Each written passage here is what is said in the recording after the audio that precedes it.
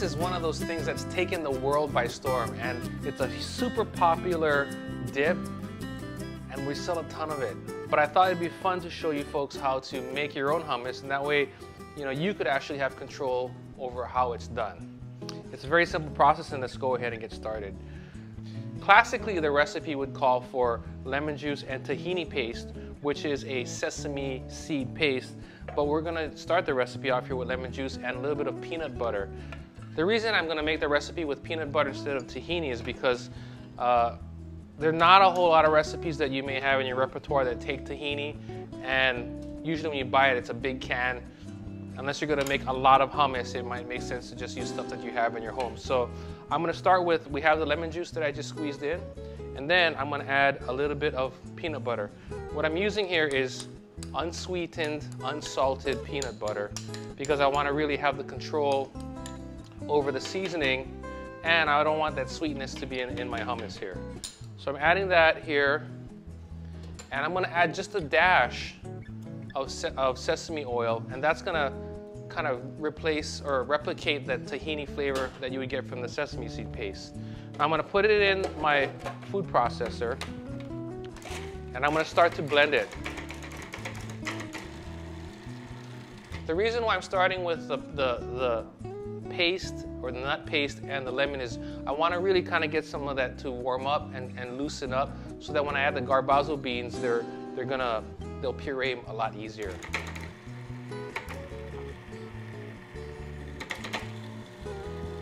So it's loosening up,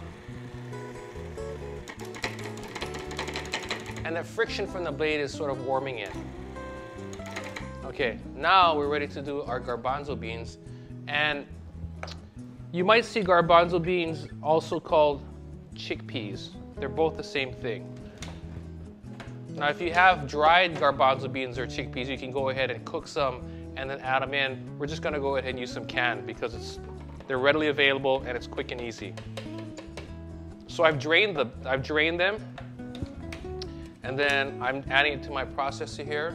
And I'm gonna go ahead and pulse it. I'm also gonna add my garlic. And here I have a peeled clove, but I wanted to show you something that is important. What I've done is I've taken off the end piece that was attached to the clove, and then I'm gonna cut it down in half. And I just wanna check to make sure the inside here doesn't have a green germ. Sometimes the clove will have a green germ, which means it's starting to grow into a plant, and that green is really bitter. So you wanna make sure if it has it, you wanna take it out. Now I'm gonna go ahead and cut it up just a little bit so that it's easier to come together when I'm putting this all, pureeing all of this together. So I'm gonna add that in here. And now we're gonna go ahead and puree this. I'm pulsing it to get it all going, get it to loosen up. And you can see, well, it started to ball and break down. And now I'm gonna turn this on, and I'm just gonna let it run until the puree is very smooth. And then I'll come back when this is ready.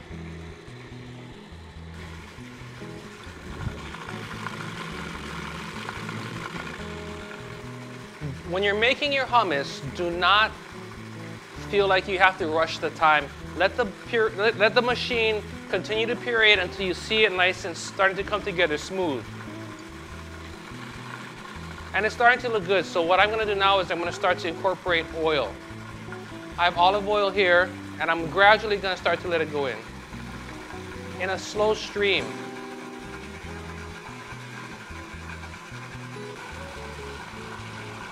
Now I have cumin. We're gonna add that into here.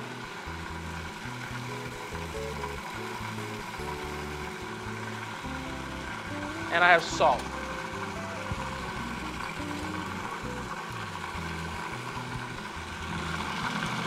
One thing I want to do is I want to give a little bit more of that sesame flavor, so I'm going to add just a little bit of sesame oil.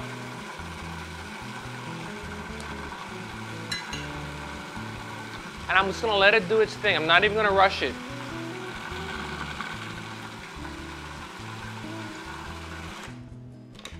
I'm going to check it out. It's nice and smooth. I want to taste it for seasoning now. And you can see that it's nice and creamy, and what's happening is we've also incorporated air because the blade, as it's pureeing, is also incorporating air, which is going to make it lighter. Okay, I'm going to add a little bit more lemon juice, and then I'm going to add a little bit more salt, and then we should be ready to go. Okay, so I've got some lemon. I'm going to add a little bit more, and then I'm going to puree. I think it needs a little more cumin. Put some of that in there.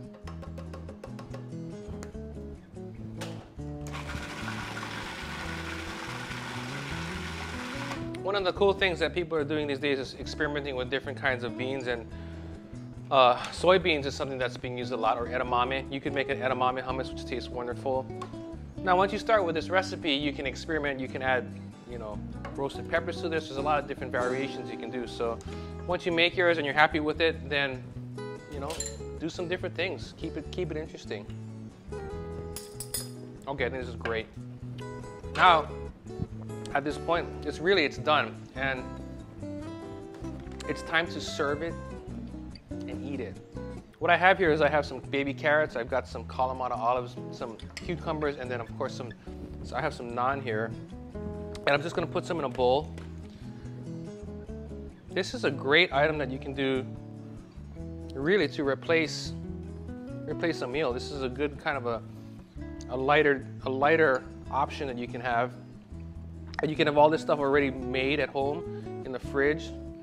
Come home after work or after, you know, a nice long day out the beach.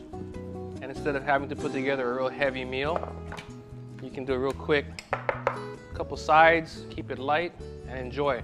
So I've got the hummus in there. I have some paprika that we'll put on here as a garnish. Looks really good. And then I'm going to add some extra virgin olive oil, and the reason I didn't put the extra virgin in the beginning was because if you put too much extra virgin, it can overpower the whole hummus. But I want to put a little bit in there just so I can get some of that nice green olive flavor. We'll just put a little on the top. And really, this is it. We have our hummus here. Again, I've got cucumbers and we got carrots, got some Kalamata, and then naan. And I'm gonna go for it because I can't really wait any longer. So here we go. I got some naan. I'm gonna go in for a dip. Here's our hummus.